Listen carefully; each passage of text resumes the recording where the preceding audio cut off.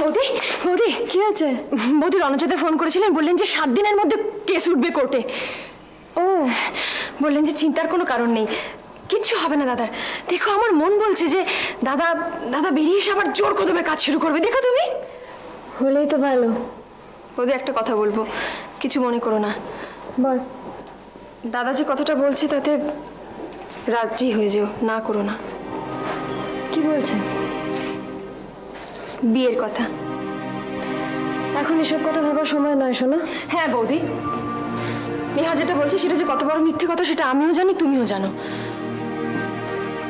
আমার এক দাদা চলে গেছে, সেই কষ্ট তো থাকবে সারা জীবনে, কিন্তু তাই বলে যে মানুষটা দুহাত বাড়িয়ে কাছে ডাকছে তার কাছে আসবে না? তাহলে তুই অভির ক্ষেত্রে সে কথা ভাবতে পারলি না কেন? পেরেছিলাম, কিন্তু বিমান মাঝখান থেকে ঢুকে গিয়ে সব গুলিয়ে দিল। ও কি মানুষ? জানি মানুষ নয়, জানোয়ার। কিন্তু কি করব, বিয়ে করেছিলাম যে।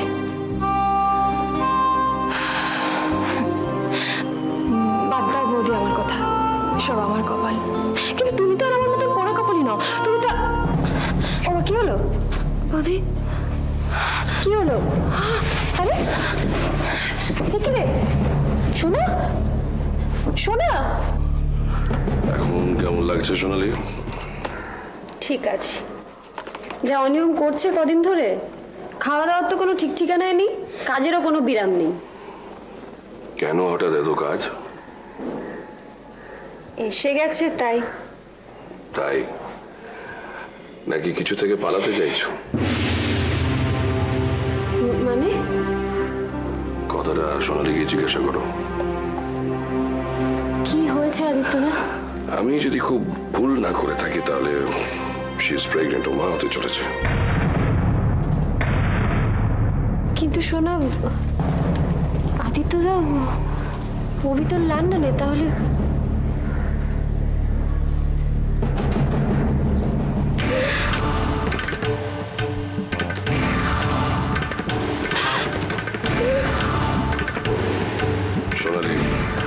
সোনালি এত আপসেট হওয়ার কিছু হয়নি। কি বলছেন আদিত্যদা? আমরা একে এই বাড়িতে যেভাবে থাকি, এরপর যদি মিসেস রে এটা জানতে পারেন তা কি হলো আমি কিছু বুঝতে পারছি না। আমি কয়েকটা টেস্ট লিখে দিচ্ছি, এগুলো করাও। তবে রুটিন টেস্ট আর কি।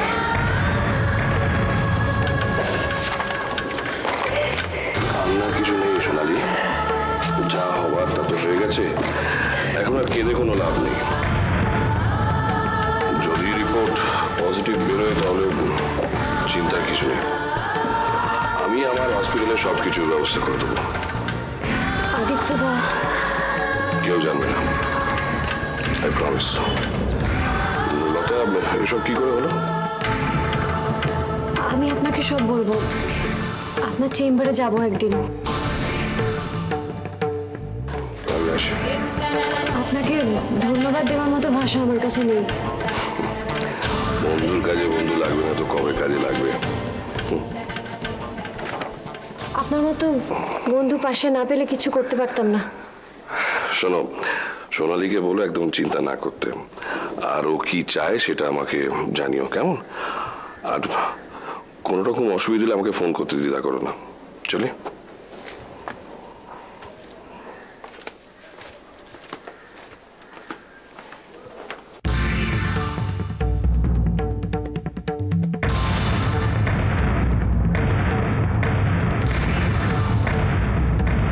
আপনি চমকে গেলে মনে হচ্ছে। কি হলো? তাই তো বলি, রুবুকে এই ডাক্তারের হাসপাতালে রাখতে চাইছিলে কেন? কেন? বন্ধুত্বটা বেশ ঘন মনে হচ্ছে। মাসিমা, আদিত্যদা আমার দাদার মতো। এই মতন কথাটা বলে না তো, দাদার মতন, বোনের মতন, বন্ধুর মতন মতন। যাকে ওপরে চলো, কথা আছে। ওপরে? হ্যাঁ, তোমাদের ননদ বৌদি দুজনের সঙ্গে কথা কি না, তাই ওপরেই বলতে হবে। এসো।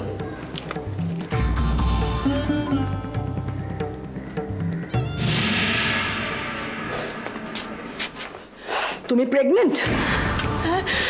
না মানে আমি জানি না, এটা একটা অ্যাক্সিডেন্ট। আমরা কেউই এই ব্যাপারে ডেফিনেট নই। কে? আমি জানতে চাই এই ব্যাপারটার জন্য দায়ী কে? আমার বাড়িতে সেরকম একটা লজ্জার ঘটনা। হ্যাঁ মাসিমা, ঘটনাটা লজ্জার ঠিকই, সেই জন্যই আমরা গোপন রাখতে চাইছি। গোপন রাখতে চাইছো মানে? তোমরা গোপন রাখার কে? এটা আমার বাড়ি, আমার জানবার পুরো অধিকার আছে যেখানে কি চলছে। বিশ্বাস করুন, এখানে এমন কিচ্ছু চলছে না যাতে আপনার মাথায় হিট হয়ে যেতে পারে। বাহ, এখনো এই কথা বলার তোমরা সাহস রাখো? আমি নিজের কানে শুনলাম ডক্টর ব্যানার্জি ওকে প্রেগন্যান্সি টেস্ট দিয়ে গেলেন। আমি বলছি তো এটা অ্যাক্সিডেন্ট। তোমাদের মতো বয়স একদিন আমারও ছিল। কই মনে তো পড়ে না এরকম পদে পদে পদস্খলন হয়েছে বলে? পদস্খলন? হ্যাঁ, মানে বোঝো? বুঝি, বিপথে যাওয়া। তোমাদের মতো অন্ধকার গলি ধরে পথ চলতে তো হয়নি আমাকে। আপনি ভাগ্যবতী। ওরকম ভাগ্য আমার না থাকলেও নরকের দরজায় আমার যেতে হয়েছিল ঠিকই, কিন্তু বিপথে চলে যাওয়ার আগেই রোহিত সেই দরজার সামনে এসে দাঁড়িয়েছিলেন। আর সেই মানুষটাকেই হাতে ধরে নরকে নামাতে তোমাদের লজ্জা করলো না? মানে সোনালীর এই অবস্থার জন্য দায়ী কে? সোনালী,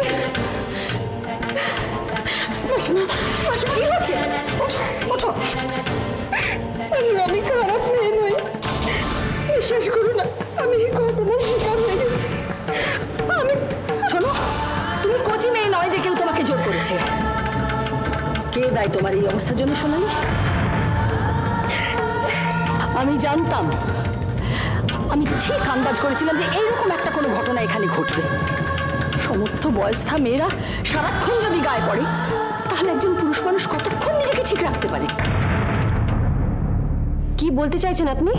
সোনার এই অবস্থার জন্য যে রুবু দায়ী সেটা বুঝতে আমার এতটুকু অসুবিধে হচ্ছে না। মাসিমা, ছি ছি, আপনি কি বলছেন? আমি ঠিক বলছি। দুটো মেয়ে চারপাশে 24 ঘন্টা ঘুরঘুর করছে। এই অঘটন তো ঘটবারই ছিল। রোহিত আমার দাদা। আমরা গরিব আশ্রিতা হতে পারি কিন্তু জানোয়ার নই। রোহিত আমার দাদা, আপনার রুবু আমার দাদা। চুপ করো। শিবানী গৌর পরিবারের কাছ থেকে এর থেকে বেশি আর কি আশা করতে পারি? দাদার মর্যাদা দেবার মতো শিক্ষা দীক্ষা আছে তোমাদের? মাসিমা, আপনি আমাদের যা খুশি তাই বলুন, কিন্তু রোহিতের মতো মানুষটার গায়ে কালি ছেটাবেন না। আপনি দয়া করে আপনি সেটা করবেন না। বৌদি, তুমি কোথায় যাচ্ছ? কোথায় আবার যাবে? আবার কোনো যাত্রা শুরু হবে? সত্যি আমার রুবুকে কোন পাকে টেনে নামালে তোমরা? এত লোকের মরণ হয়, আমার মরণ হয় না কেন?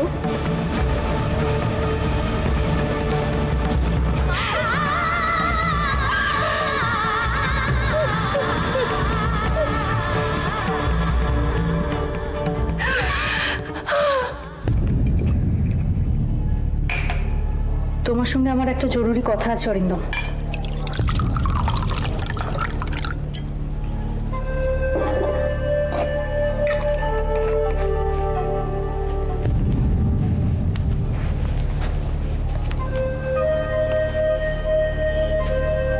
কি হলো, চুপ করে আছো? কোনো কথা বলছো না যে? কি বলবো? তুমি বললে জরুরি কথা আছে, এর কোনো উত্তর হয়? তুমি বলবে, আমি শুনবো, তারপর তো আমি বলবো। অবশ্য তোমার জরুরি কথা মানে হয় আমার স্বভাব নয় রোহিত রে। এখন কোনটা? দুটোই। আবার কোনটাই নয়।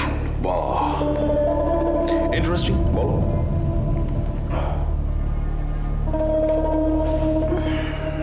আমি আর তোমার সঙ্গে থাকবো না অরিন্দম।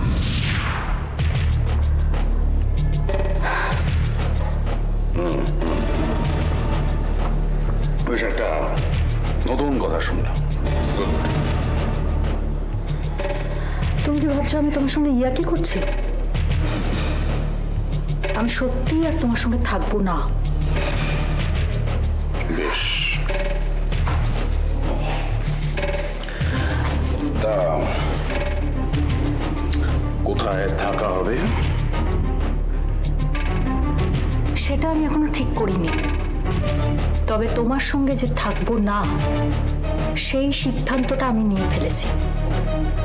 এত বড় সিদ্ধান্তটা তুমি একা নিলে কি করে?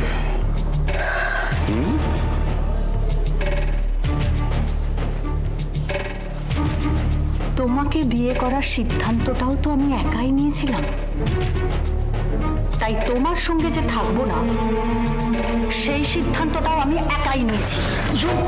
এত করেও শিক্ষা হয়নি তোমার? সেই রোহিতের পেছনে লাগছো, যে মানুষটা একবার মুখ খুললে তোমার ফাঁসি হয়ে যেত, সেই মানুষটার পেছনে নোংরামি করে তাকে আবার ফ্যাসাতে ফেলছো। আমার ছেলেকে আমি তোমার মতো জঙ্গলি করে মানুষ করতে চাই না। আমি চাই সে মানুষ হোক, মানুষের মতো মানুষ। রোহিতের মতন করে, তাই তো? হ্যাঁ, তাই। আমি আলাদা থাকতে চাই, অ্যান্ড দ্যাটস অল।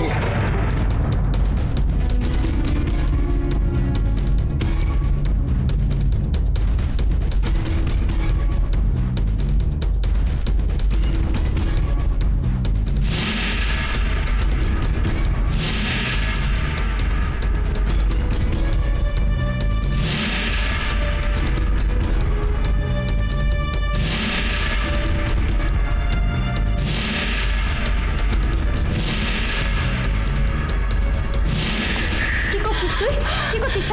আমাকে ছাড়ো। ছাড়, ছাড়, ছাড়। কি করছিস তুই? হ্যাঁ, আমি মরে যেতে চাই বৌদি, তুমি ছাড়ো। শোনা, শান্ত হ, শান্ত হ, শান্ত হ। না, শান্ত হবে না, তুমি আমাকে ছাড়ো। তুমি জানো না বৌদি, মাসিমা, দাদা সবাই জানবে, আজ বাদে কাল অলি কিরিট জানবে। ছাড়ো আমাকে, ছাড়ো। শোনা, মরে যাওয়াটা কোনো সলিউশন না বৌদি। বৌদি তুমি জানো না বৌদি, কি জ্বালা, কি অপমান, তুমি বুঝবে না, তুমি বুঝবে না। মরে যাওয়াটা কোনো সলিউশন না, তুই আমার কথাটা শুন। আমার ছেলেকে আমি তোমার মতো করে মানুষ হতে দেব না। আমি ছোটকে নিয়ে মায়ের কাছে চলে যাবো। রাখি, দাঁড়াও। যত বড় বড় কথা সব বাড়িতে না, আর বাইরে ওই বুদ্ধির মেয়েটা যেভাবে নাচাচ্ছে সেভাবে নাচছো। শুধু তুমি কেন, প্রিয়মও নাচছে। একবার রোহিতকে ছুরি মারছে, আবার বলছে রোহিত নাকি তাকে বিয়ে করতে চায়। এগুলো কি অরিন্দম? কি এগুলো? নোংরামি ছাড়া এগুলো কি অরিন্দম? আমি ভাবতে পারছি না অরিন্দম, যে রোহিতের জন্য তোমরা খুনের মামলা থেকে বেঁচে বেরিয়ে গেছো, সেই রোহিতকে তোমরা আবার খোঁচাচ্ছ। আমি খোঁচাচ্ছি?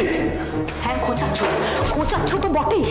নেহা রোহিতকে পাচ্ছে না বলে মরিয়া হয়ে উঠেছে, কিন্তু তুমি কেন তার দাম দেবে? মানে আজকে যদি নেহার উপর রেগে গিয়ে রোহিত বলে দেয় যে খুনের মামলার পেছনে তোমরা রয়েছো, তখন কি হবে অরিন্দম? অরিন্দম,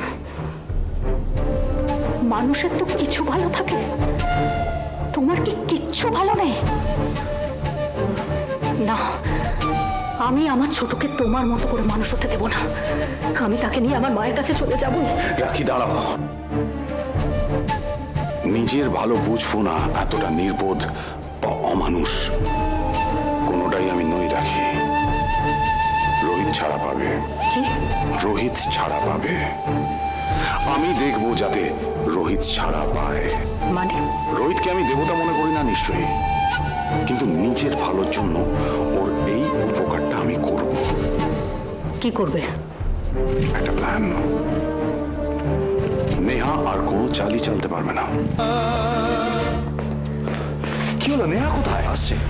1 ঘন্টা ধরে বলে চলেছে নেহা আসছে। নেহা কোথায়? কি বলেছো ওকে? ওই মেহেতার একটা বড় অর্ডার এসছে, সেই কারণে আসতে বলেছি। যাক, জীবনে অন্তত একটা ভালো কাজ করেছে। গুড। হ্যাঁ, নেহা আসছে একটু। শোনো, আমি 15 মিনিটের মধ্যে ম্যারেজ রেজিস্টারকে নিয়ে এখানে আসছি। তুমি কিন্তু এর ভিতরে যদি নেহা চলে আসে, এদিক সেদিক বলে একটু আটকে রেখো প্লিজ। হ্যাঁ, ঠিক আছে। এই অরিন্দম, কি হলো? একটু নার্ভাস লাগছে। সে কি? হাজার হাজার রঙিন প্রজাপতি নিয়ে খেলা করা যা শখ, সে কিনা নার্ভাস হয়ে যাচ্ছে প্রজাপতি ধরতে? আসলে ফুলে ফুলে মধু খাওয়া, সেই ফুলটাকে তুলে ফুলদানিতে সাজিয়ে রাখা মানে তো বিয়ে করা, সেই জন্য। প্রিয়ম সিনহা, একটা টিপ দিই, উপদেশ বলতে পারো।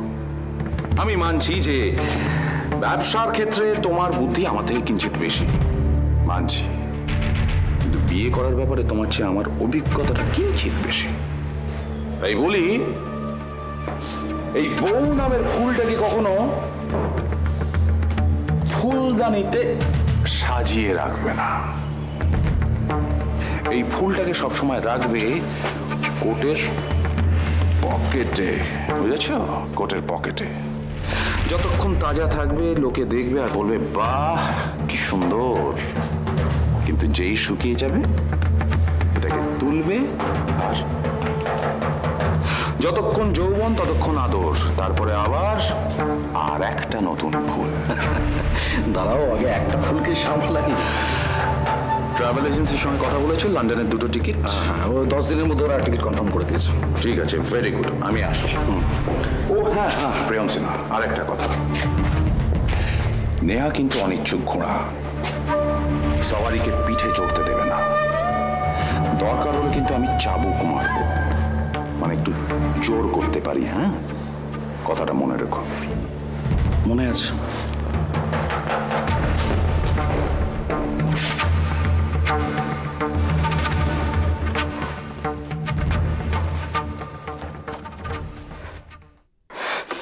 খালি বলে যাচ্ছে অরিন্দম এলে বলবে। অফিসটাকে অরিন্দমই একার, তুমি কি কিছুই জানো না? আরে অরিন্দমই ডিলটা করেছে না, ওই সব জানে। কবে গেল অরিন্দম মেহতাতে? আমাকে তো কিছু বলেনি। আর অফিসে কাজটা ছিল না, তাই অরিন্দম ভেবেছে হয়তো আমাদেরকে সারপ্রাইজ দেবে। চা খাবে? না।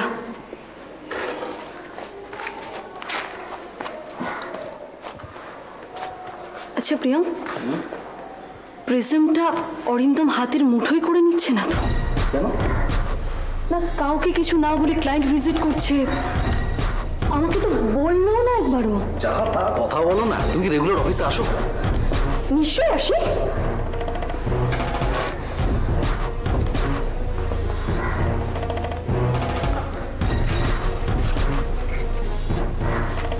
তোমার মনে আছে সেই কথাটা? কি কথা? আমাকে বিয়ে করার কথাটা। অসহ্য। নেহা, যতই তুমি রোহিতকে জেলে পড়ো, ও কিন্তু তোমাকে ধরা দেবে না। না দিক ধরা, বেঁধে মারতে তো পারবো। যদি ও তোমার নামটা বলে দেয়? পুরনো কাসুন্দি ঘেটু না প্রিয়ম, গন্ধ বেরোচ্ছে।